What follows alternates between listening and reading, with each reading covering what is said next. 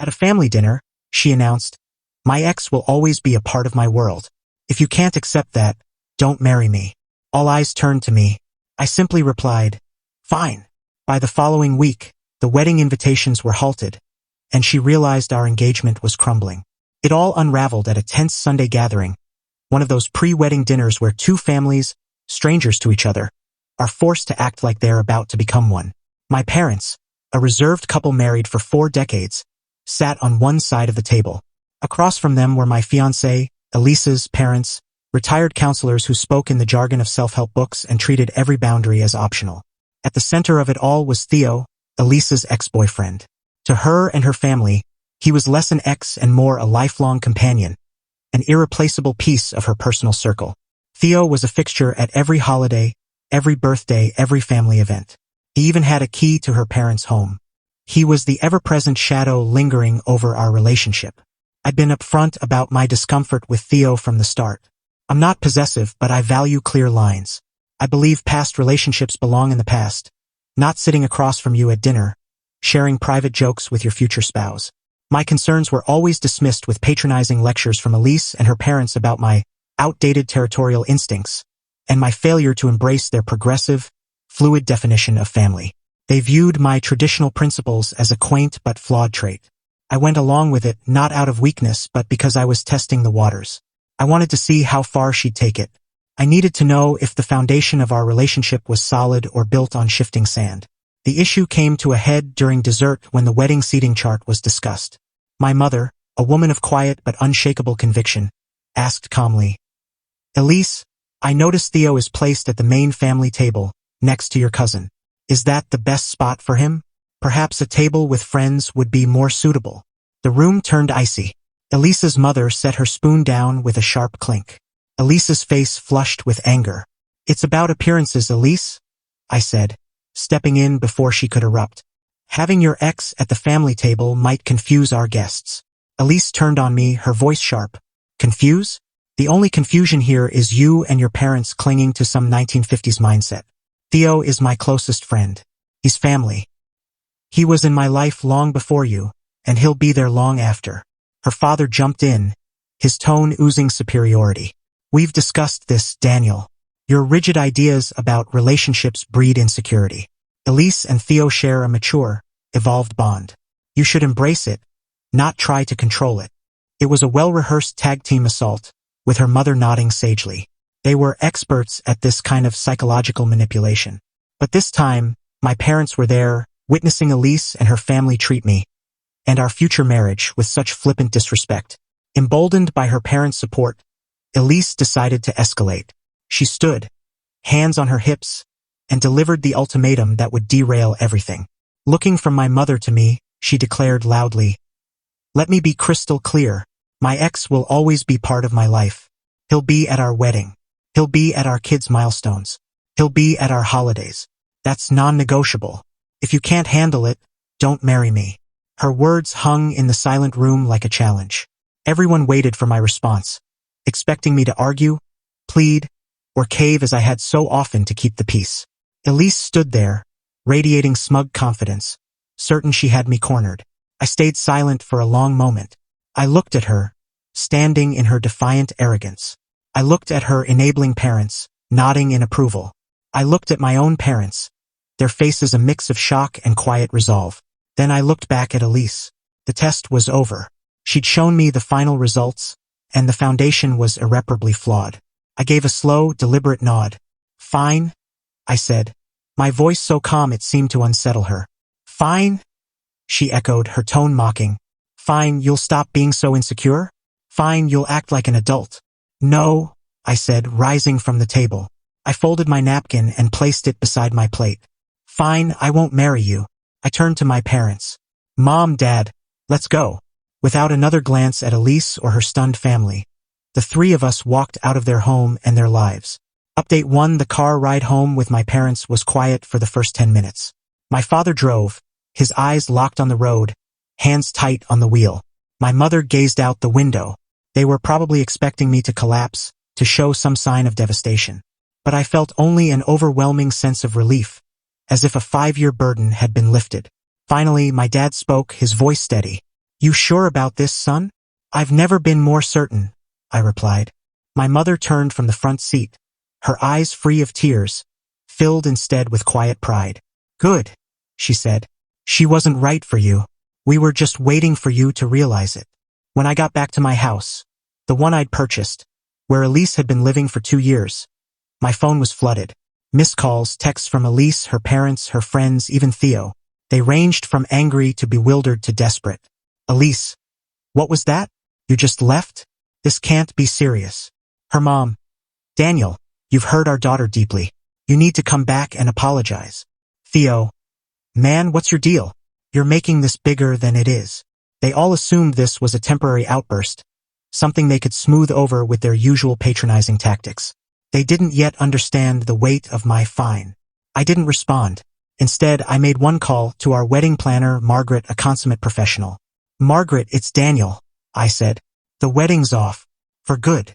There was a stunned pause. But the invitations go out tomorrow morning.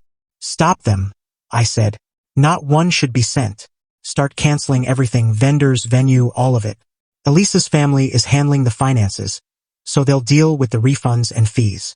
This was deliberate. I hadn't paid for the wedding. Elisa's father had, a fact he loved to broadcast. Now the cost of dismantling a lavish, 6-figure event was their burden, not mine. By the next morning, Margaret's efficiency was in full force. She called Elisa's parents first. I'd have paid to hear that conversation. The caterer, florist, band, venue. Each call was another blow to their grand plans. Another non-refundable deposit lost. Elisa's father called me. His voice a mix of fury and panic. What have you done? Do you know how much this is costing us? You can't just walk away. I didn't do anything, I said calmly. I accepted Elisa's terms. She gave me a choice. Accept her ex as a permanent part of our marriage or end it. I chose to end it. I respected her boundary. The fallout is yours to handle. He ranted about lawyers, lawsuits, broken promises. Broken promises? I laughed coldly. You were there, Robert. You heard her ultimatum. A dozen witnesses heard it. She made our marriage conditional and I declined the terms. There's no lawsuit. Just the bill for a celebration you're no longer hosting. I hung up. That afternoon, Elise showed up at my house, letting herself in with her key. She found me in the living room, surrounded by boxes. I was packing her belongings. What are you doing? She shrieked, her face a mask of shock. Helping you move, I said, not looking up. You'll need a new place to stay. This is my house, my name's on the deed, and your welcome is over. I'm changing the locks tomorrow. Arrange for your parents to pick up your things. Her confident facade shattered, revealing the entitled, panicked person beneath. She sobbed, begged, said she didn't mean it, that it was a foolish outburst, that she loved me. I stood unmoved. That conversation should have happened when you disrespected my mother at your dinner table, I said. It should have happened before you made your ex a condition of our marriage. You made your choice. Now I've made mine. Update 2: The next 30 days were a harsh lesson for Elise in accountability. She and her family had lived in a cushioned world of endless second chances, insulated by wealth and their smug sense of superiority. That world was gone. The first lesson was financial. Her father, after a week of threats, realized I wouldn't contribute a dime to the wedding's fallout. The cancellation fees and lost deposits, I heard, neared $100,000. A devastating hit, even for them. The second lesson was social. They tried to spin the story, claiming I was unhinged, that I'd canceled the wedding over nothing. But the tale was too compelling. A dozen people witnessed Elisa's ultimatum and my calm response. The story spread through their social circle. Elise wasn't the victim. She was the overconfident fiancé who'd gambled and lost. Elise moved back in with her parents. Their home, I was told, was a battleground. Her parents, stung by the financial loss and public embarrassment, resented her. Their evolved family dynamic crumbled, revealing a bitter, dysfunctional core. Theo, the indispensable ex, proved useless in a crisis. He'd been a charming addition when Elise had a stable, successful fiancé, but he had no interest in supporting a broke, unemployed, emotionally unstable woman. His calls and texts dwindled. He was always busy. In the end, he was just another fair-weather friend. While Elisa's life unraveled, I rebuilt mine. I took a solo trip to Europe, a dream I'd postponed because Elise wasn't interested. I returned refreshed, focused on my career, and landed the biggest project of my life.